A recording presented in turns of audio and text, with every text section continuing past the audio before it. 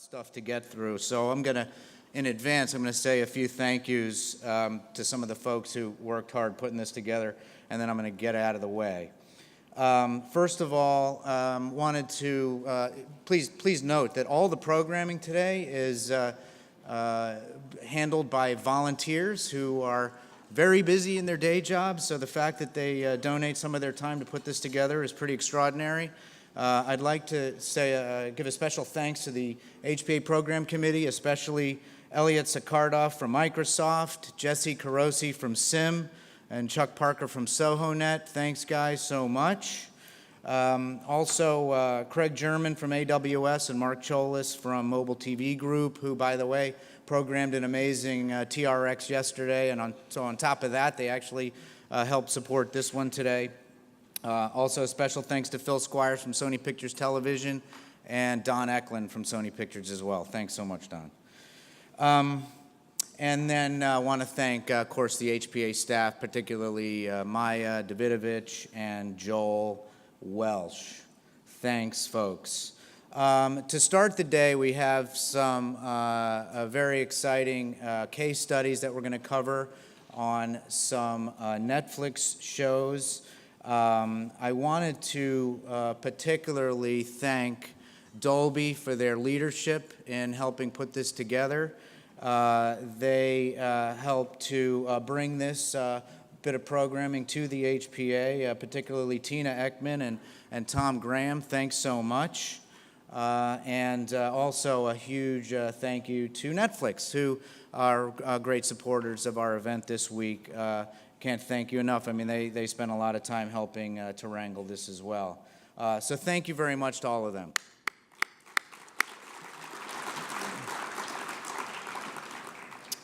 As you can tell, I'm just trying to, again, do this fast and get out of the way. Also, big thanks to Leon and Jerry, as usual. And Jerry, in particular, the sagely advice you gave us. Let's hear it for Leon and Jerry in the back there. In particular, when we were putting this together and we were wondering, what do we cover on this week's Supersession this year?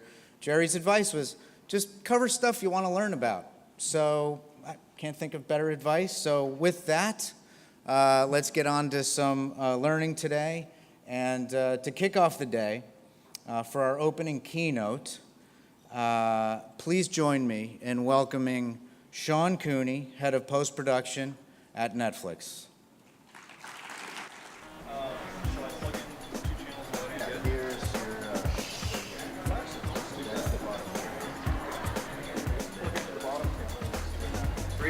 Sound speed. One camera. One Charlie, take one. I'm Sean Cooney, Vice President of Advanced Production Technology for Warner Brothers. More and more cinematographers today are choosing to shoot digital rather than film for high-end features and episodic television.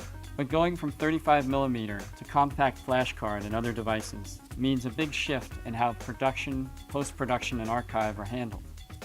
We decided to survey the landscape of all the options available to today's content creators for managing data from digital cameras. We did this in order to gain a better understanding of the emerging landscape and determine best practices and protocols going forward. While storage costs and bandwidth concerns have limited the use of cloud-based technology, it is conceivable that in the near future, this may be the solution of choice. After shooting 2D and 3D content across multiple camera formats, and testing over 20 different workflows, we learned a lot about the tools available to today's content creators. Shooting digital means you can no longer simply send your film off to the lab and then let the negative sit on the shelf for 60 years. In an age of digital capture, a whole new approach is needed for production and archive protocols. The good news is that the tools are no longer theoretical. They're available now, and what's needed is a better strategy for proper integration. I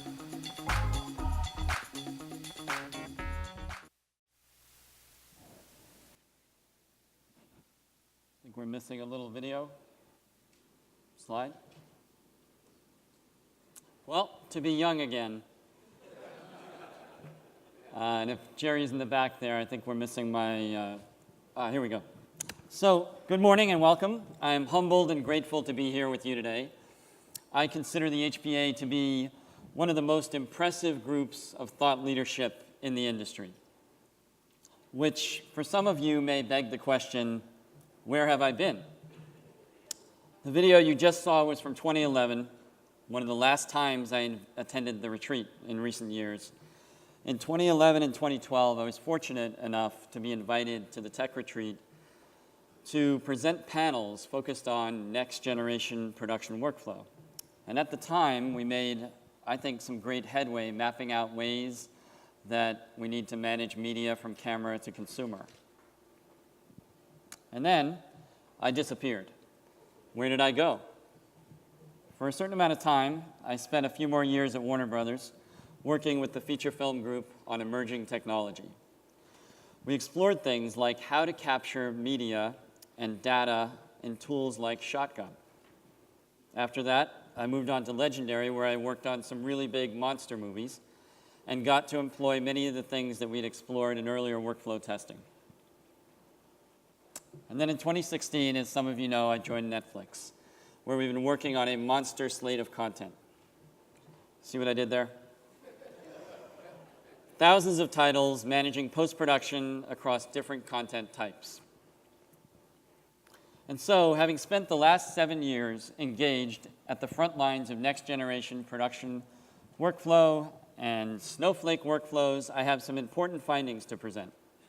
Specifically, one finding. I hope this brings you to the edge of your seats this morning. It turns out Snowflake workflows are not as different as we may have thought.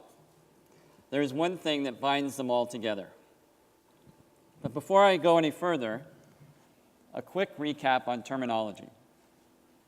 Can anyone tell me who coined the phrase Snowflake workflows? You've already studied for this. That's right. The phrase was coined in 1927 by the founder of the HPA, our very own Leon Silverman, to describe the endless variants of ways to manage media from concept to consumer. And now, after exhaustive study of hundreds of Snowflake workflows, I'm happy to report that they are all comprised of one thing: water. Common H2O is at the heart of every Snowflake. Now, you may be saying, that's cute, water, but what about camera choices, VR, AR, virtual production, encoding mechanisms, color transforms, P3, XYZ, ACEs, cloud data, display devices, archive methodologies? What about the lack of archive methodologies? Sure, they're all important. It's a metaphor, people. Work with me. So the point I'm honored to make here today is that as diverse as our formats and workflows can ever become, we can be reassured in remembering that there is a common ingredient driving all entertainment workflows, and that's storytelling. Like water, it's critical to life. All these workflows and the armies of creative services and personnel that support them have at their core, or should have at their core, one shared goal: to tell great stories and entertain people, to provide joy, inspiration, sometimes education to the world. And that is a pretty awesome goal. And I think we should take a moment to really appreciate how lucky we are and how exciting it is to be working in service of that goal and all the great work that we do.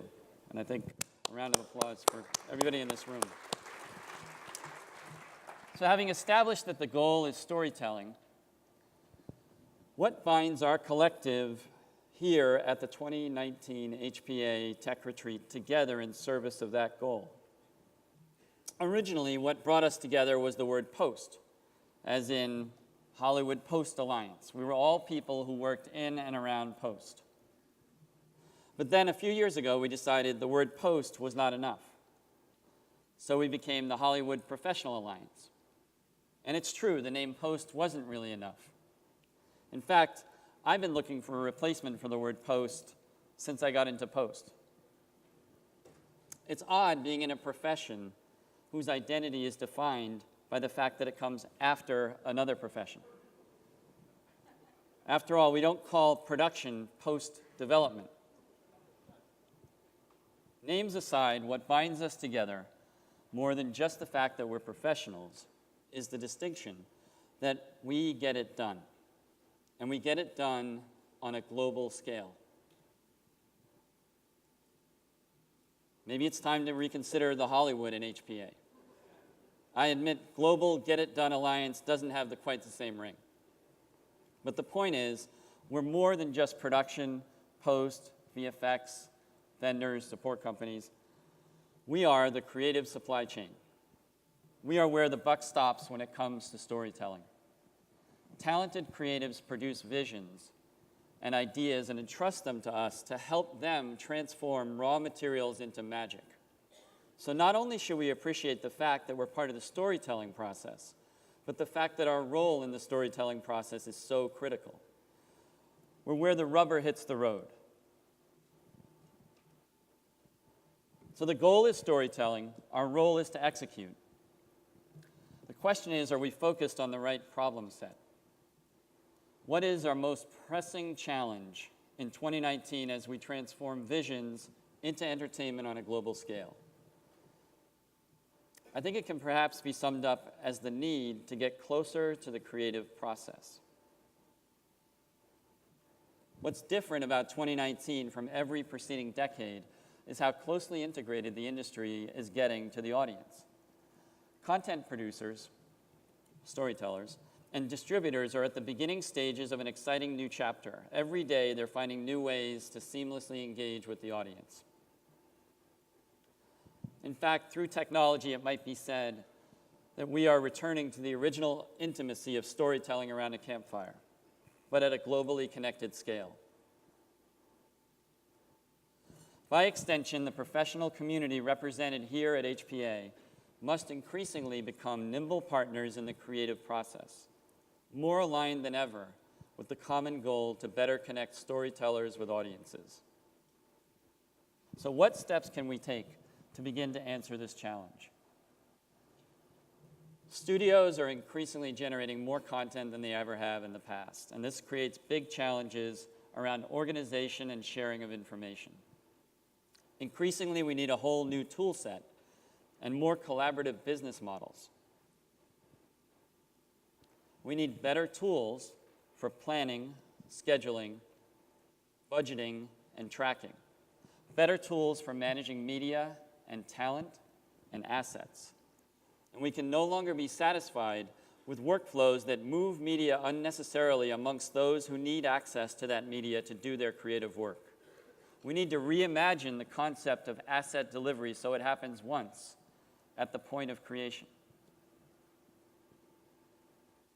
And the need for new tools means we need an expanded and diverse workforce of software developers and engineers, a workforce that has never been properly invested in because for too long it wasn't thought to be profitable to focus on the mechanics of how we tell stories.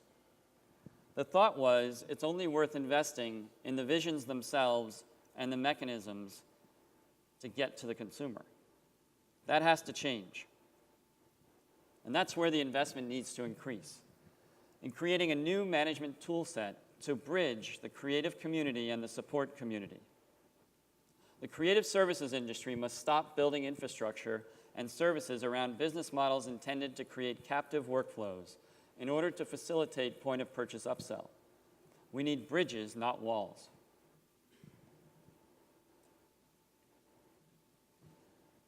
So shifting focus from siloed workflows to tools and services that bridge creatives with the support community has to be the biggest thing on our to-do list. Together, we represent the creative supply chain, charged with no less than helping storytellers bring joy and inspiration to the world. And we have to start investing in that. Wait, sorry about that. Hold on a second. Hey, I'm in the middle of a keynote right now. What is it? Can we do this another time? Right now? He has to make a decision about how he's going to spend the next chapter of his life? Well, I get that, but I haven't even gotten to the part where I explain. All right, hold on. So this is a little embarrassing, but would you guys mind if I took care of something?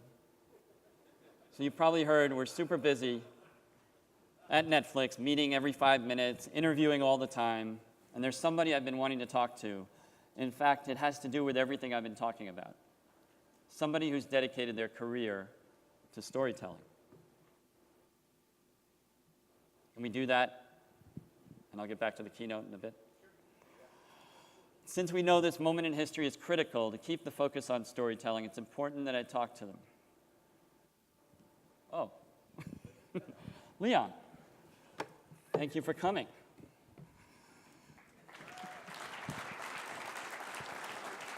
Well, this is a bit of an awkward setting, but it's great to see you in any circumstance. So, did you bring a resume? Resume? Well, Sean, this is totally awkward. I haven't had a resume since 1977 for my shipping and receiving job at Compact Video. Anybody here remember 1977 at Compact Video? I have something to say about the fact that I put in the resume that I really knew how to drive a truck. But we'll get... Let's keep the focus on me. I'm doing the interview here. Sean, I wasn't looking for a job. I was just looking to retire. I thought that you'd be a really good keynote speaker at the HPA Tech Retreat. You haven't been here in 7 years. Where have you been? And I thought, since you run this 250-plus post-production organization, you're looking after 1,000 projects. And some of those projects are actually serious. At Disney, we were doing 12 projects, and we were pretty busy. I just needed somebody to be at the keynote here at the Tech Retreat, and I called your office, and as you know, they said you were in a series of nonstop 5-minute meetings, and when I caught up with you, finally, you said that you would be the keynote speaker at the Tech Retreat under one condition, which is true. Okay, so here you are. Okay, here I am. I guess I'll sit for an interview, but I'm not looking for a job. What did you ask? You asked what was interesting to me in the industry right now. Well, plenty. For one, I think we are at a real pivotal time in the industry. I think we stand at the end of an era which has been dominated by the impact, the legacy, and the elegance of that 100-year-old technology called film and the evolution of what we have come to think of as video. I think you're right. I think we're at a time and a place where the very notion of this serial progression from green light to content inception to production and post-production and distribution is kind of anachronistic. I don't know if that post is dead. It's just that, you're right, post is not after anything as much as it is the underlying fabric of the entire content creation life cycle. And I think what's interesting to me right now is the fact that I think we have a whole bunch of work to do to integrate still Snowflake workflows and a bunch of workflow silos and tools. And as we increasingly think about the industry as this end-to-end platform, that creative supply chain I think you talked about. And I think in this post world, where companies like Netflix are producing content at unprecedented levels of complexity, of quantity, of quality and velocity all over the world, I think there's some tough, big, real challenges as well as opportunities to create a much more expansive, elegant, and global ability to enable storytellers to tell and make all kinds of stories all over the world, which actually does sound kind of cool. Are there jobs like that? Do you always talk this much? I do. Actually, so these guys yes, know that. there is a job like that. You've built and run some of the most cutting-edge facilities on the planet and driven innovation for decades. And our company has no interest in reinventing the wheel, and we value our creative services partners tremendously, but we know there's some work to be done on our part to better serve our talent and integrate with our internal workflows. So we're looking for someone with a deep understanding of the industry's long and storied history of entertainment creation, someone who knows the importance of working closely with creatives and has a vision for where things are going in the future and can navigate that with us. Doesn't that sound better than retirement? Sounds a lot busier than retirement.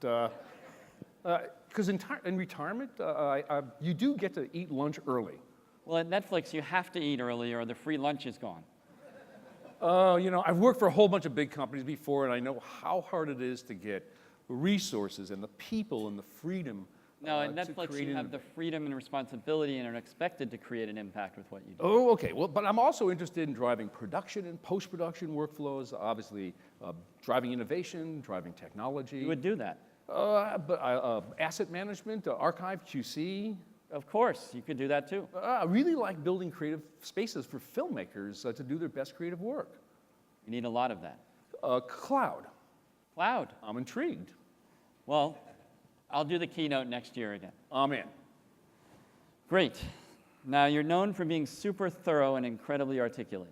Do you think that you can move at the pace that our company moves, knowing that we can't always take as much time to articulate your thoughts as much as you would like to? Okay, I'll talk fast. Here's the deal. It would be great to talk in shorthand, to rethink, reset, recharge, and reinvent large swaths of this industry to create better color pipelines, better editorial, essentially create that cloud-based supply chain we've been talking about, fully connected, integrated with the physical supply chains and the places where people make content all over the globe. But the fact is that we have been talking to each other in 3- and 4-letter acronyms, TLAs and FLAs, for the last 40 years, as if everybody knows what they're talking about. And it's going to take a whole bunch of dialogue, and it's going to take a whole bunch of efforts to move this industry forward. And I know we need to get on the same page quickly, but it took 40 years to get this place where we need a post-post solution to a post-digital world, and this is just not going to happen overnight.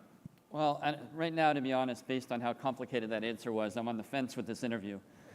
No, it's Okay, well, the fact is, if there is any organization on earth, if there's any group of people that can bring content creators together with creative technology innovation in service of global storytelling, it's going to be Netflix. I do think there's this huge opportunity to work with the creative community and with our post-production tool and technology partners, the people represented in this room, to create this future that's worthy of our past. And as I think about that, I think I'm interested in a job. And besides, everyone I told that I was going to retire told me that I was crazy and no way. Jerry Pierce, you were right. Well, fantastic. I don't think I need to hear any more. You're perfect for the role. We'd be incredibly honored to have you join in this next chapter. Welcome to Netflix. Can't wait. So it turns out we're out of time for the keynote, but you get the idea. We're all going to keep doing what we do best, which is helping storytellers tell stories, which is pretty much what it boils down to. And I hope everyone has a great time. Thanks for the chance to spend a few moments with you and enjoy the tech retreat. Thank you.